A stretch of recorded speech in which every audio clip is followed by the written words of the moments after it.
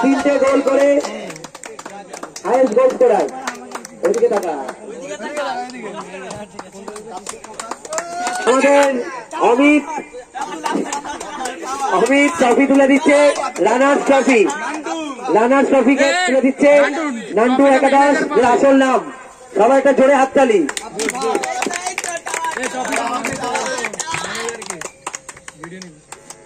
আশা করছি এবার চ্যাম্পিয়ন টিমের ক্যাপ্টেন,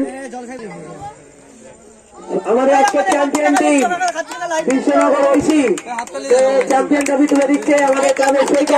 জোরে হাততালি।